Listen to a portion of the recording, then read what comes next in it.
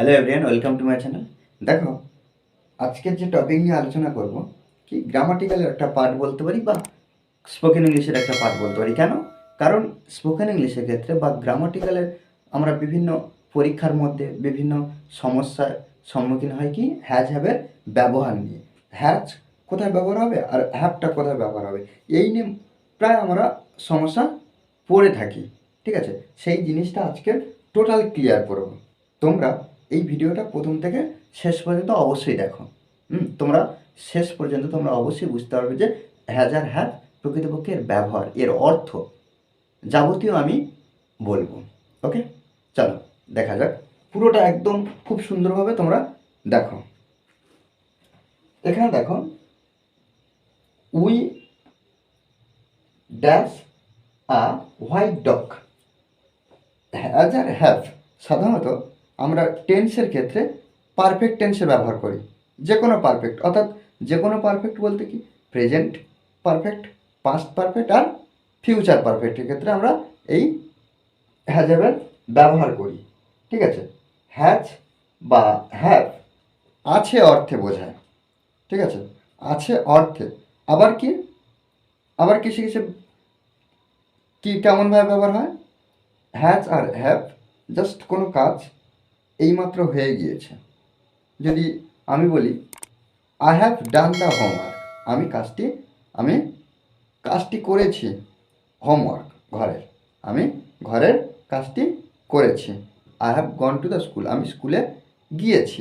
দেখো, এই যে গিয়েছি, আমি করেছি, এই কাজগুলো কিন্তু হয়ে গিয়েছে।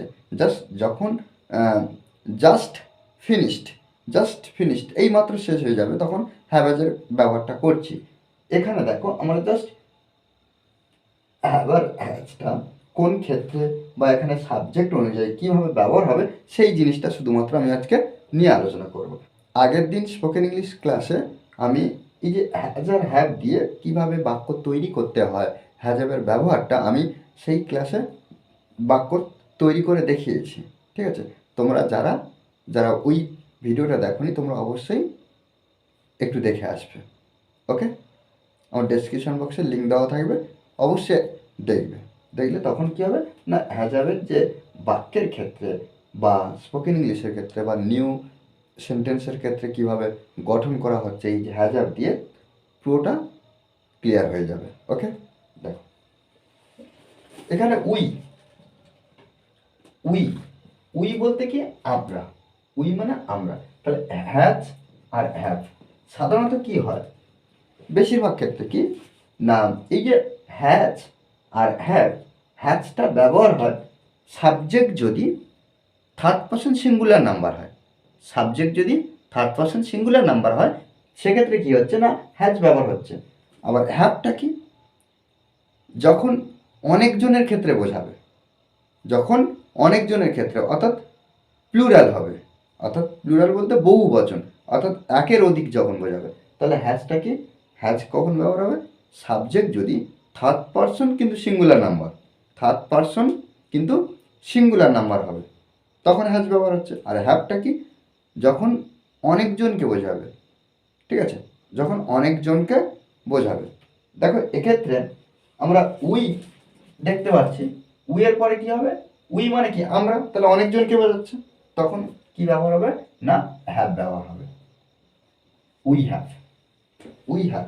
তাহলে আমাদের আছে আর হোয়াইট ডগ, আমাদের একটি সাদা কুকুর আছে। তবে দেখো রাম, এখানে দেখো রাম পার্সন হিসাবে কত নম্বর, থার্ড পারসন। পারসন কি থার্ড পারসন, থার্ড পারসন কিন্তু সিঙ্গুলার না প্লুরাল। আমরা এমনি সাধারণত পারসন জানি, ফার্স্ট পারসন, সেকেন্ড পারসন আর থার্ড পারসন। ফার্স্ট পারসন আমি আমরা, সেকেন্ড পারসন তুমি, আর থার্ড পারসন তারপরে বাদ বাকি সে তাহারা যে কোনো নাম বোঝাবে।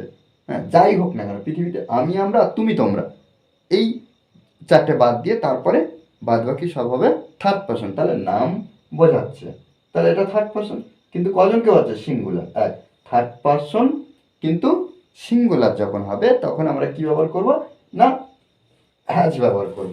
তাহলে Ram has a book about animals, রামের একটা জন্তু সম্পর্কিত একটা বই আছে। হ্যাঁ, তারপর দেখো আ বাটারফ্লাই, আ বাটারফ্লাই, অর্থাৎ কটা আছে, একটা বোঝাচ্ছে। আ বাটারফ্লাই, একটি বাটারফ্লাই।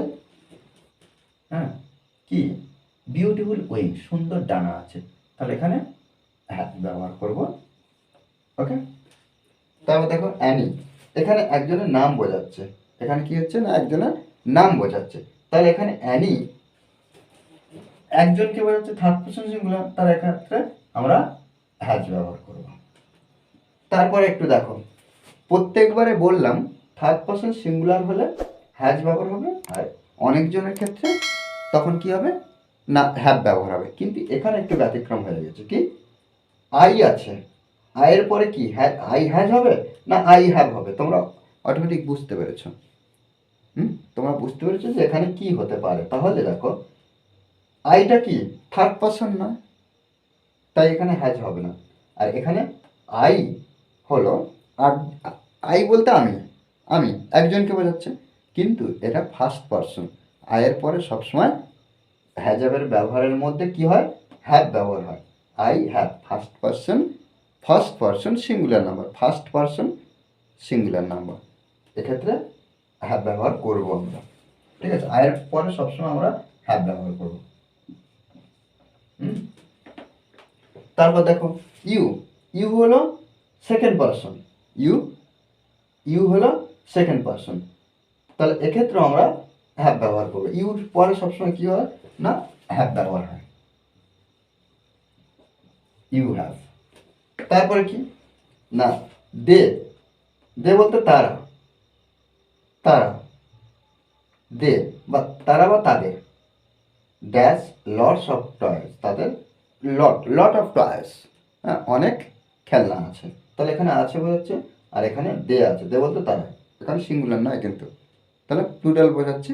তাহলে এক্ষেত্রে দের পরে আমরা কি, দে হ্যাভ, দের পরে আমরা কি ব্যবহার করব না, হ্যাভ ব্যবহার করব, দে হ্যাভ। তারপর দেখো তোমরা শেষে দেখো একটু দ্য জেব্রা, দ্য জেব্রা, তাহলে দ্য জেব্রা নির্দিষ্ট জেব্রাকে বোঝাচ্ছে। ড্যাশ আর লং টেল, আছে কি লম্বা লেজ, তাহলে এখানে দেখো কটা জেব্রাকে, কটা জেব্রা বোঝাচ্ছে, একটাকে বোঝাচ্ছে, তাহলে একটা, অর্থাৎ এখানে দেখো একটা থার্ড পার্সন হিসেবে, দেখো থার্ড পার্সন যে কোনো নাম হলে বা যাই হোক না কেন, আমি আমরা তুমি তোমরা বাদে সব কিছু হলো থার্ড পার্সন, তাহলে দ্য জেব্রাটা হলো থার্ড পার্সন, কিন্তু কোন নাম্বার, সিঙ্গুলার নাম্বার, অর্থাৎ একজনকে বোঝাচ্ছে, এক বছর, এক্ষেত্রে আমরা কি ব্যবহার করবো না, হ্যাজ ব্যবহার করবো। ওকে, তাহলে দেখা যাকে উই হ্যাভ, আমাদের আছে, আমরা, তাহলে এখানে আমরা, উই আমরা, তাহলে অনেকজনকে বোঝাচ্ছে, তাহলে হ্যাভ ব্যবহার করছি। রাম কজনকে বোঝাচ্ছে, একজনকে বোঝাচ্ছে, ওই জন্য আমরা হ্যাজ ব্যবহার করছি, রাম হ্যাজ। বাটারফ্লাই, বাটারফ্লাই বলেছে, একজনকে বোঝাচ্ছে, ওই জন্য আমরা হ্যাজ ব্যবহার করেছি। তারপর দেখো অ্যানি, অ্যানি হ্যাজ, অ্যানির আছে, আর নিউ টয়, অ্যানি একজনকে বোঝাচ্ছে, ওই জন্য হ্যাভ। আই, আই হলো ফার্স্ট পার্সন, আই হলো first person, I have, I have 9 pencil, আমার আছে 9টি পেন্সিল। ইউ, ইউটা সেকেন্ড পার্সন, ইউর পরে সবসময় হ্যাভ ব্যবহার হয়, লং ব্রাউন হেয়ার। তারপর কি দে, দে হ্যাভ, দে, দে বলতে তারা, অনেকজনকে বোঝাচ্ছে, দে হ্যাভ বা তারা বা তাদের লটস অফ টয়েস।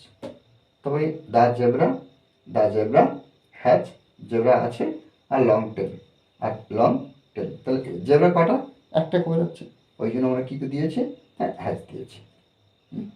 ওকে, তোমরা এইভাবে কিন্তু খুব সুন্দরভাবে নতুন নতুন বাক্য প্র্যাকটিস করতে পারবে, ঠিক আছে। আর হ্যাজাবের, হ্যাজাবের তাহলে টেন্সগত বা সময়গত অর্থ কী দাঁড়াচ্ছে, যে এইমাত্র হয়ে গিয়েছে, কাজটা এইমাত্র হয়ে গেছে।